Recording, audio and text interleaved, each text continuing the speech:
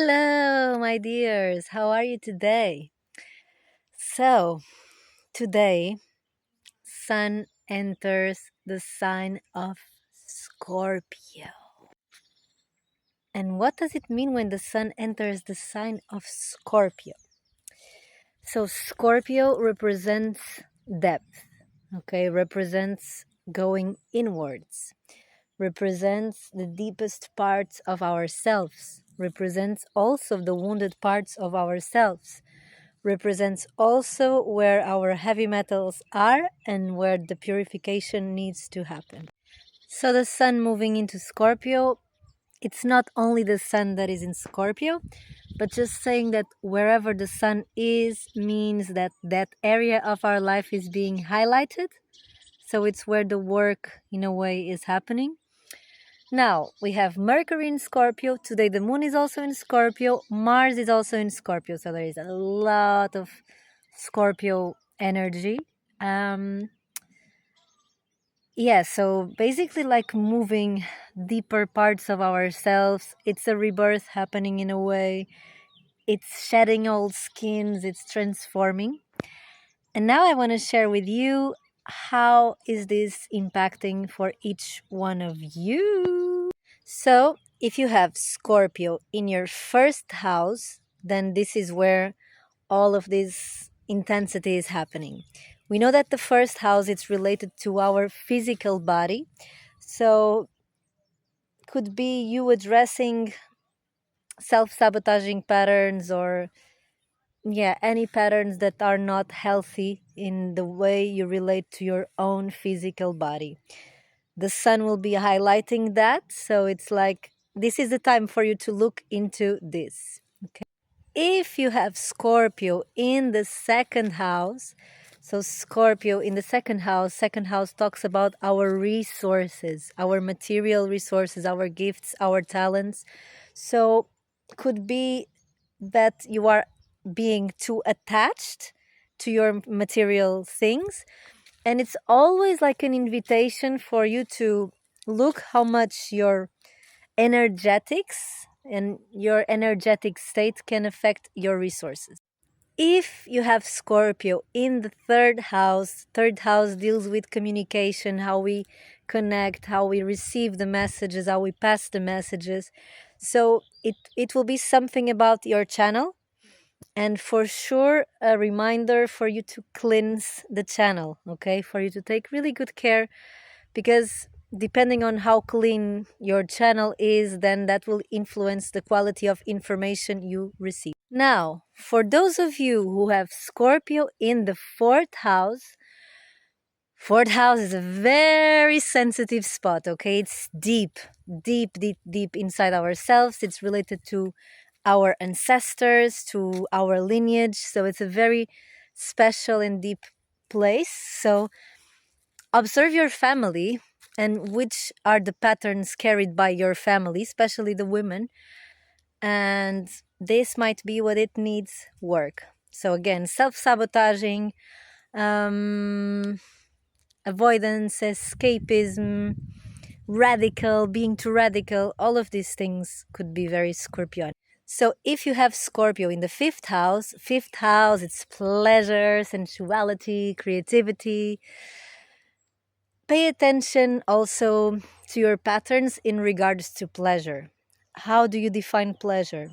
Does this pleasure need to come from something external? Can you tap into this inner pleasure? So that's what's under review. If you have Scorpio in the sixth house deals with daily life, with routines, with our service. So could be a moment for you to observe how are you resting, how are you taking care of yourself, how is your house, how are your routines, are you taking good care, are you nurturing, is there something that needs a change? Because if there is, this is the moment. Scorpio in the seventh house, we know that seventh house talks about our romantic partnerships, and not only romantic, but partnerships in general. So it could be that your relationships are going under a transformation. Of course, it's interesting for you to observe what happened with Libra, because Libra, it's about relationships. But maybe it's time to let go or maybe it's time to transform a bond. Plenty of options. Now, if you have Scorpio in the eighth house, like me, eighth house, it's about trauma healing. It has a lot to deal with past life trauma, with this life trauma, with what we hide, with the tendency to hide. So look at these parts of you that you are hiding, go deeper into yourself. This could be a great moment to go in any type of therapy or ceremony or ritual that allows you to go deeper into yourself. Now, if you have Scorpio in the ninth house about travels, about how we live our lives, the rules we live our lives, could be a time for you to make a change, do a renew, or even see what is holding you back. Maybe you've been always wanting to do this specific travel, but you are so scared. And the fear is something that Scorpio also carries because it has so much unseen that it kind of scares it what is there. So if this is really a calling from your heart, maybe this is the time. If you have Scorpio in the 10th house, then the topic is career oriented.